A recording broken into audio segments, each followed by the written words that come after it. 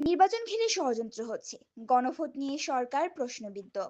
পল্টন ময়দানে ২০০১ সালে দলীয় সমাবেশে বোমা হামলায় নিহতদের স্মরণে বাংলাদেশের কমিউনিস্ট পার্টির নেতারা গেল মঙ্গলবার পুরানা পল্টনে দলীয় কার্যালয়ের আসন্ন ত্রয়োদশ সংসদ নির্বাচন বাধাগ্রস্ত করার ষড়যন্ত্র চলছে বলে দাবি করেছেন বাংলাদেশের কমিউনিস্ট পার্টির নেতারা সিপিবি। গণভোট নিয়ে অন্তর্বর্তী সরকারের ভূমিকা নিয়েও প্রশ্ন তুলেছেন তারা। পল্টন ময়দানে সিবির সমাবেশে বোমা হামলার ২৫তম বার্ষিকীতে নিহতদের স্মরণে মঙ্গলবার আয়োজিত কর্মসূচিতে দলটির নেতারা সব ষড়যন্ত্র মোকাবিলায় জনগণকে সজাগ থাকার আহ্বান জানান। সকালে রাজধানীর পল্টনে সিপিবির কেন্দ্রীয় কার্যালয় মুক্তিভবনের সামনে অস্থায়ী বেদি নির্মাণ করে ২০০১ সালে নিহতদের স্মরণে ফুল শ্রদ্ধা জানানো হয়। পরে সেখানে অনুষ্ঠিত এক সমাবেশে সিপিবির সভাপতি কাজী সাজ্জাদ জহির চন্দন, সাবেক সভাপতি মুজাহিদুল ইসলাম সেলিম ও মোহাম্মদ শাহ আলম বক্তব্য দেন। অনুষ্ঠান পরিচালনা করেন সিপিবির কেন্দ্রীয় কমিটির সদস্য আসলাম খান। সমাবেশে সিপিবি সভাপতি কাজী সাজ্জাদ জহির চন্দন বলেন, সিপিবির সমাবেশে বোমা হামলা চালিয়েছিল ধর্মান্ধ গোষ্ঠী, অগণতান্ত্রিক লুটের শাসক গোষ্ঠী। দেশের প্রগতির ধারাকে বাধাগ্রস্ত করার জন্য এই হত্যাকাণ্ড ঘটানো হয়।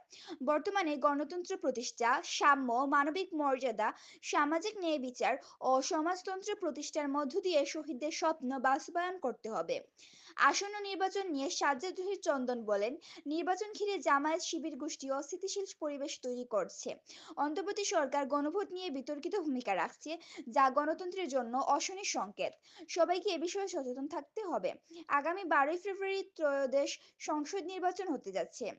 জুলাই সনদ অনুসারে সংবিধান সংস্কারে গণভোটও হবে একই সঙ্গে।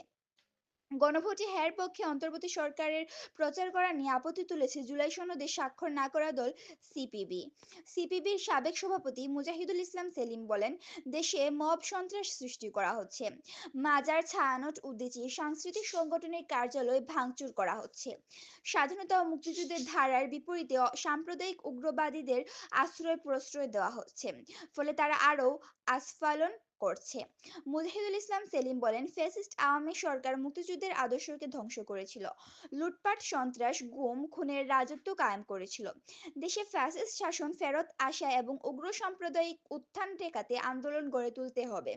সিপিবির সাবেক সভাপতি শাহ আলম বলেন, দেশবিরোধী শক্তি কমিউনিস্ট পার্টিকে ধ্বংস করার বারবার চেষ্টা করেছে, কিন্তু কমিউনিস্ট পার্টিকে ধ্বংস করতে পারেনি। বর্তমানে সিপিবি অফিসে হামলার হুমকি দেওয়া হচ্ছে।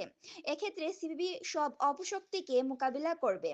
বোমা হামলায় নিহতদের স্মরণে স্থাপিত অস্থায়ী বেদিতে সিপিবি ছাড়াও বাম গণতান্ত্রিক জোট, বাংলাদেশ সমাজতান্ত্রিক দল, বিপ্লবী কমিউনিস্ট লীগ বাসদ, বাংলাদেশের সাম্যবাদী আন্দোলন সিপিবি, ঢাকা মহানগর উত্তর সিপিবি, ঢাকা মহানগর দক্ষিণ বাংলাদেশ ট্রেড ইউনিয়ন কেন্দ্র, গার্মেন্ট শ্রমিক ট্রেড ইউনিয়ন কেন্দ্র, বাংলাদেশ কৃষক সমিতি, বাংলাদেশ খ্যাত মজুর সমিতি, ছাত্র ইউনিয়ন, যুব ইউনিয়ন, সাপ্তাহিক একতা, হকার্স ইউনিয়ন, ট্যানারি শ্রমিক union, rickshaw van, easy bike শ্রমিক ইউনিয়ন সহ বিভিন্ন সংগঠন ফুল দিয়ে শ্রদ্ধা জানান।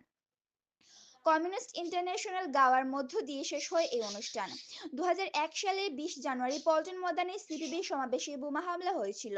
ওই হামলায় খুলনা জেলার বটিয়াঘাটা উপজেলার সিপিবি নেতা হিমাংশু মণ্ডল, সিপিবির খুলনা জেলার রূপসা উপজেলার নেতা ও দাদা ম্যাচ ফ্যাক্টরি শ্রমিক নেতা আব্দুল মজিদ, ঢাকার জেমরা থানার লতিফ বাওয়ানি জুট মিলের শ্রমিক নেতা আবুল হাশেম এবং মাদারীপুরের মুক্তার হোসেন ঘটনাস্থলেই নিহত হন। খুলনা বিএল কলেজের ছাত্র ইউনিয়ন নেতা বিপ্রদাস রায় আহত হয়ে চিকিৎসাধীন অবস্থায় ওই বছর ২ ফেব্রুয়ারি মারা যান।